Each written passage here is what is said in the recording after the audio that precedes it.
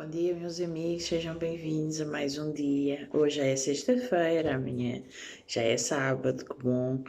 É tão bom chegar ao final da semana e saber que vamos ter um dia para estar com Deus, um dia mais especial, dedicado a nós, não é? E a Deus. Vamos então falar mais de uma história de esperança e hoje vamos falar o que acontece quando morremos. Vamos ler Mateus, capítulo 28, do versículo 1 ao 10. E no fim do sábado, quando já despontava o primeiro dia da semana, Maria Madalena e a outra Maria foram ver o sepulcro. E ela, que houvera um grande terremoto, e eis que houvera um grande terremoto, porque um anjo do Senhor, descendo do céu, chegou, removeu a pedra e sentou-se sobre ela. E o seu aspecto era como um relâmpago, e a sua veste branca como a neve. E os guardas, com medo dele, ficaram muito assombrados e como mortos. Mas o anjo respondendo disse às mulheres: Não tenhais medo, pois eu sei que busqueis a Jesus que foi crucificado. Ele não está aqui, porque já ressuscitou, como tinha dito. Vinde e vede o lugar onde o Senhor jazia. E depois, imediatamente, dizei aos seus discípulos que já ressuscitou dos mortos. E eis que ele vai adiante de vós para a Galileia. Ali o vereis, eis que eu vou-lo tenho dito. E saindo elas pressurosamente do sepulcro, com temor e grande alegria, correram a anunciá-lo aos seus discípulos. E indo elas, eis que Jesus lhes sai ao encontro, dizendo: Eu vos saúdo. E elas, chegando, abraçaram os seus pés e o adoraram. Então Jesus disse-lhes: Não temeis, e dizer a meus irmãos que vão à Galileia e lá me verão. Então, o que é que podemos falar destes versículos? Muita gente acha que, principalmente católicos, não é? Acham que quando nós morremos, a alma vai para o céu e há quem pense também que há outra encarnação, que nós viemos de outra encarnação. A alma não vai para o céu. Ou seja, nós ficamos a dormir num sono profundo. Vamos ver. Diz assim, do versículo 5 ao 8, a ressurreição. Mesmo se considerava por muitos como um dos elementos mais difíceis de crer, a ressurreição é uma doutrina central da fé cristã. A crença numa suposta imortalidade da alma, amplamente difundida do mundo cristão, tem afetado a centralidade da ressurreição, mas o testemunho bíblico coloca-a inevitavelmente como a verdade histórica que dá sentido à vida de Cristo e à fé dos que creem nele. Se Cristo não ressuscitou, já dizia o apóstolo Paulo, somos mentirosos.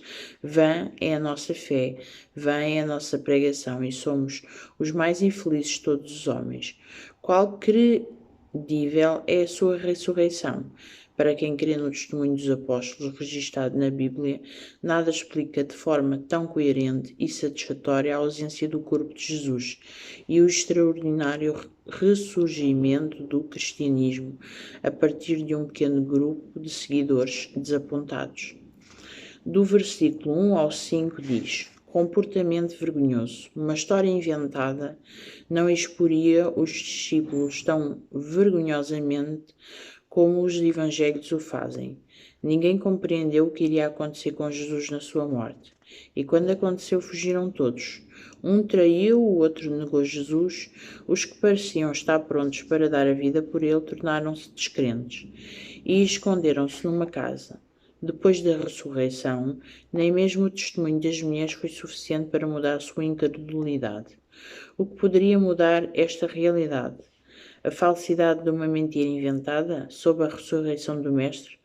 fá-los-ia mudar radicalmente de atitude? Testemunhos da ressurreição.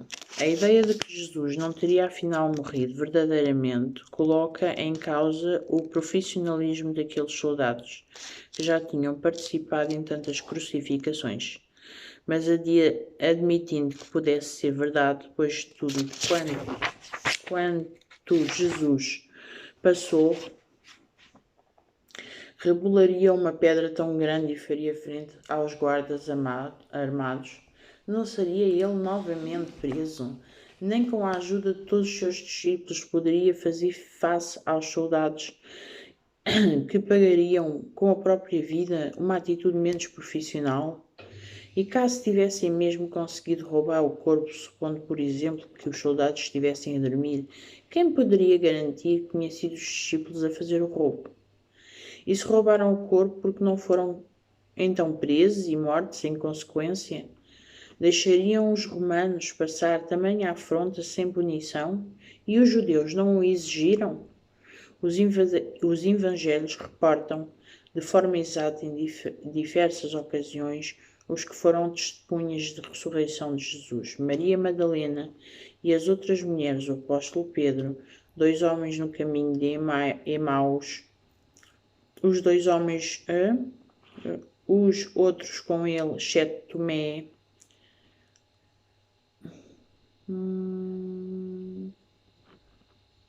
os outros discípulos uma semana depois, 7 discípulos junto do mar de Tiberíades, 500 seguidores, um monte da Galileia, os discípulos novamente, Tiago e os seus discípulos, quando ascendeu aos céus, Estevão em visão antes da sua morte, Paulo, o apóstolo, também por meio de uma visão. Ou seja, isto é tudo pessoas que tiveram acesso à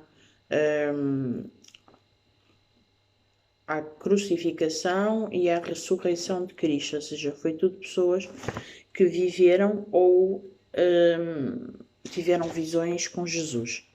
Milagre do ressurgimento.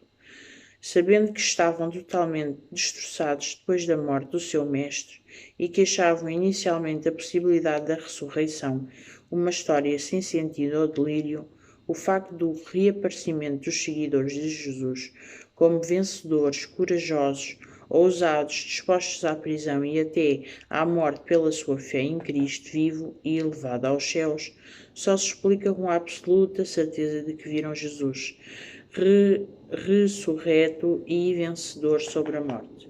Agora não importava se por amor a Jesus tivessem de passar pelo mesmo e morrer, se necessário fosse, pois tal como o seu mestre tinha corrido e vencido a morte pela ressurreição, eles venceriam com o seu poder. É importante considerar que não havia honra nem riqueza alguma na vida de um confesso cristão.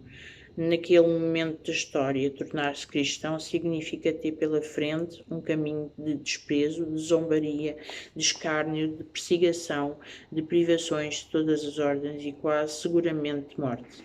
Se os discípulos tivessem inventado uma história para assumir a sua identidade ou simplesmente uma prática religiosa, não seria certamente a da ressurreição de Jesus.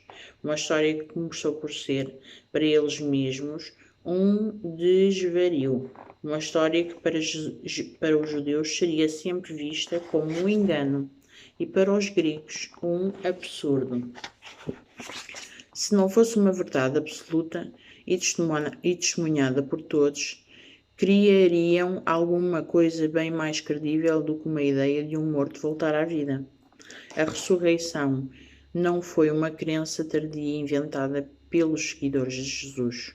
Foi ela própria a causa e a razão de existirem seguidores de Jesus. Depois da sua morte, em caso algum, este grupo de homens e mulheres e depois militares que creram no seu testemunho se votariam e morreriam por algo que nada lhes traria qualquer benefício e que sabiam ser uma mentira inventada por eles. Ainda que seja a escolha mais coerente, razoável e mesmo verossímil, a ressurreição será sempre um assunto de fé. É preciso acreditar em Jesus para nós compreendermos a ressurreição. É preciso para nós confiarmos, para nós querermos, para nós confiarmos em Jesus. Só vamos compreender o significado da sua crucificação e da sua ressurreição quando realmente estivermos com Deus e compreendermos todos os desígnios de Deus em relação a nós. Jesus quis nos salvar da morte e por isso foi Ele em nosso lugar. E por isso era impossível, não cabia na cabeça de ninguém, Jesus passar por tremenda dificuldade, por situações difíceis, por chorar, por lhe darem, por lhe espetarem uma faca, por lhe pregarem pregos nos pés e nas mãos, uma coroa de espinhos. Não tinha lógica nenhuma Jesus passar por isto se fosse uma falsidade. Jesus só quer que nós compreendamos que sem a sua ajuda nós não conseguimos ir para o céu, não conseguimos estar um dia com Ele no céu. E por isso precisamos claramente de conhecer a palavra de Deus, da sua crucificação, da sua ressurreição, que agora está a interceder por nós no céu ao lado de seu Pai, e que é o nosso advogado em todos os momentos, e que intercede por cada um de nós ao Pai em todas as dificuldades que nós temos, para que um dia possamos estar no céu com Ele. Por isso, hoje tenham um dia muito abençoado, e não se esqueçam, Jesus nunca se esqueceu de nós. Jesus continua a interceder por nós, para que nós possamos ter a vida eterna. Amém.